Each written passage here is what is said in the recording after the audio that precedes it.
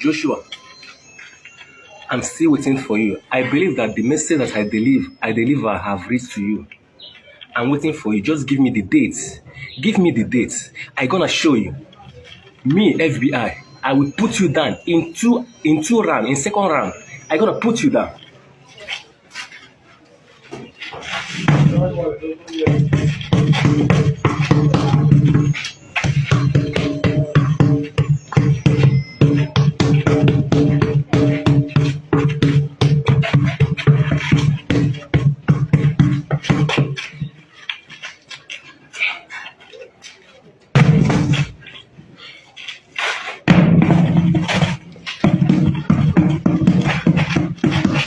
Joshua, this is for you.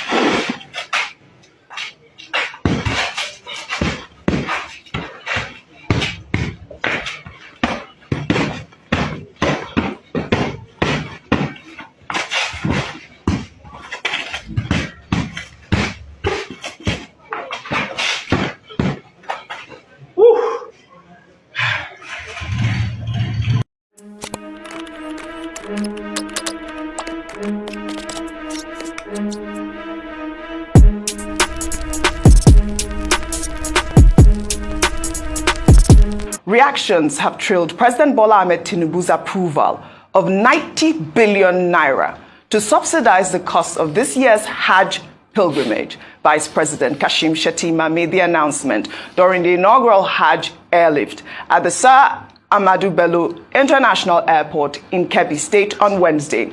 In his speech, Shettima emphasized the president's commitment to religious pilgrimage and urged intending pilgrims to pray for the success of the administration and to act as good ambassadors for Nigeria by observing all Hajj protocols in Saudi Arabia.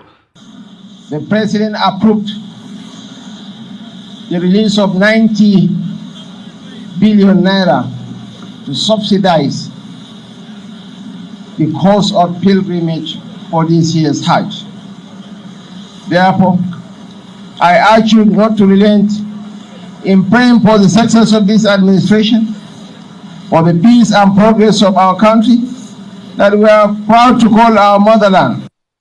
All right, priorities, priorities, priorities. This is what we've always been advocating on this program. I mean, you know, they want to touch pension funds like we talked about. And then now it's 90 billion, not 1 million, not 1 billion, 90 billion. Well, let me take some reactions before I come to you. Hazard wrote, I'm curious to understand the rationale behind the government subsidizing Hajj in a country facing hunger and food shortages.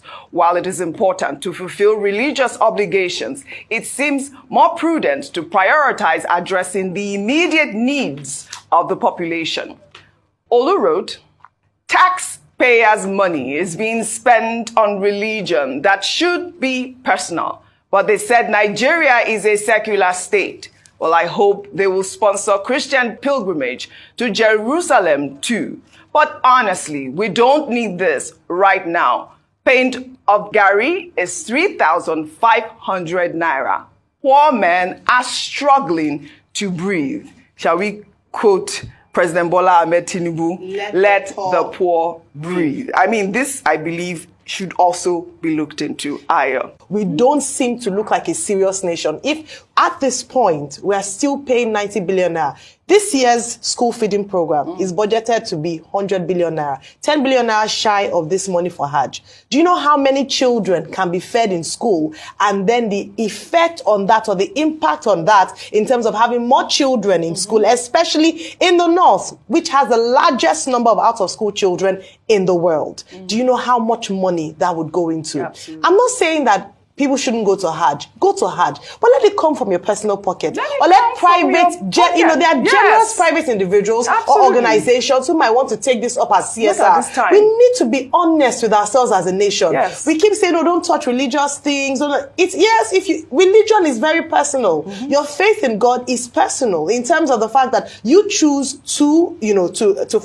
follow God in this manner. And if you're going to do anything, then if there are good, willing, well-meaning Nigerians who want to do it, then let them go ahead and do it. We need to be honest with ourselves. The second part of this is that someone said in the Twitter handle that if you did this for Muslims, They should then you do did it for. for So it means that you're looking at Christians. 180 billion naira for religious obligations. And you should do for traditionalists. Yeah, and traditional. For So traditionalists. what it means, it breaks them because it's taxpayers' money. This is it. So as you were saying, Rufai, about pensions, that this is my money. This 90 billion, I hope Nigerians know that this is me. This is our money. Yes. This is our commonwealth. Yeah. And a few people are going to enjoy 90 billion naira of that to fulfill their personal religious obligations. It doesn't make sense and it doesn't show that we're serious. Welcome. It's been a minute. So, thank you for joining me in my show, Big J, and let's get into it. So, federal government,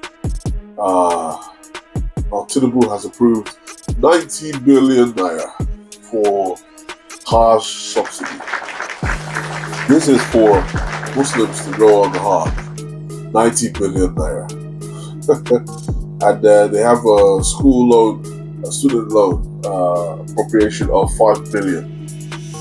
Do you know the amount of hospitals you can build? We already have hospitals, like federal hospitals. Do you know the level of improvement? You can get a lot of them to become world class.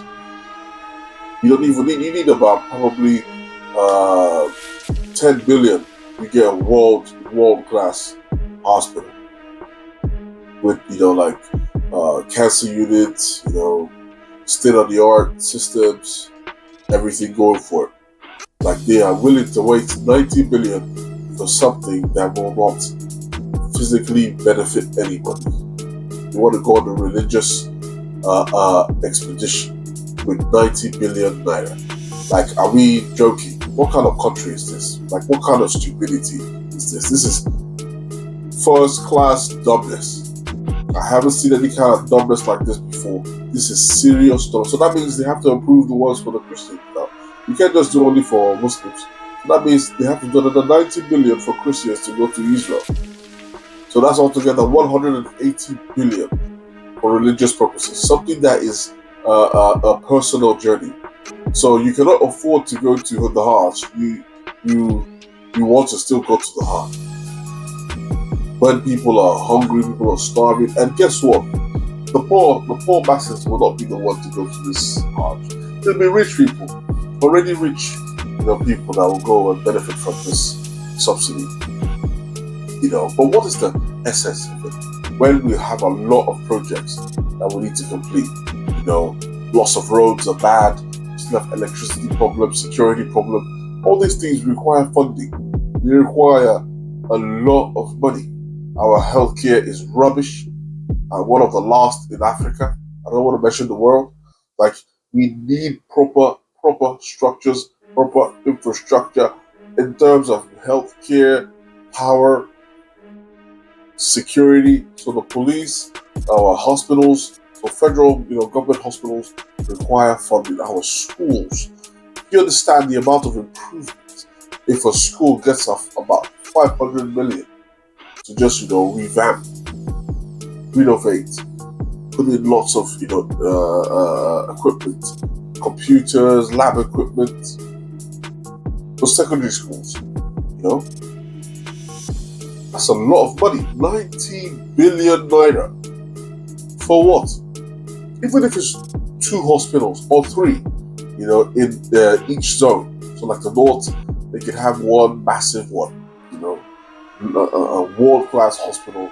We can put one in the west, maybe in Lagos or somewhere, Ondo or Ogun, somewhere like, let's say, Loot. Pump in about 5 to 10 billion in Loot. Revamp it. Lots of equipment, lots of research, latest technologies, latest tools, equipment. And do one in the east, maybe Rivers or Enugu, put one, put one there somewhere. Make it sharp. 10 billion, 10 billion, 10 billion. Mate, you spend like 40 to 50 billion on healthcare, in revamping the hospitals, at least those ones, major ones, touching them, and give like a couple of money to the other smaller ones, 10 million, 20 million for new equipment, oxygen, for those rural. Mate, do you understand the improvement that will make? It'll be significant, a lot. It will be a significant effect. Schools need money. Secondary schools, primary schools that need funding. Government ones, like all that command primary school, or Navy, or all those government ones. But you know what? We don't care. We just stupid, my friends. Anyways, I'll see you in the next video. So, Tyson Fury has lost his belt to the man from Ukraine. Usyk is now undisputed world heavyweight champion. Amazing. Guys, I watched the fight. It was action from start to finish. Loads of technical boxing there. These two people are skilled beyond belief. You don't want to be found in an alleyway with these guys. They will knock your face off. Usyk, to me, had a bigger mountain to climb, because the man in Tyson Fury is a mountain. Long, tall, powerful, big. So he was fighting somebody that was heavier than him, somebody that was longer in terms of reach, somebody that was taller than him. So he had to aim upward. He had to punch upward, which is a lot difficult, because now you're going against gravity. It's easier to punch down because you punch down in gravity, but now he needs to reach and stretch to get in there, because Tyson is a way long that is far away. So he has to cover distance, come in, and land. So he did lots of body work, which I was impressed with. It was rapid, fast, beautiful, beautiful boxing. Tyson Fury had his moments. Yeah, it was a close fight, but Usyk edged it with some beautiful work that he did. The round he was chasing him around, like a ping pong. He was just following him with shots, haymakers, hooks. He was just on him, and I believe the referee actually saved him. Fury stopped it. I believe if that last punch had landed, it might be good night. But he stopped him. Stopped Usyk from landing that punch and started to count. And for me, he gave him, the count was too long. For someone that didn't land on the ground, it was just too long. I think he should have let the fight continue. But he stood there, shook his head. I don't know why he was doing all that, just to run off the clock. But anyways, yeah, it was a close fight, but the better person won. I believe Usyk won the fight.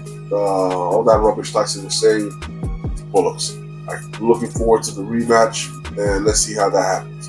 But I believe these people are supposed to fight Joshua. I want to see Fury versus Joshua. I want to see Joshua versus Wilder. Those are the two main fights that I want to see.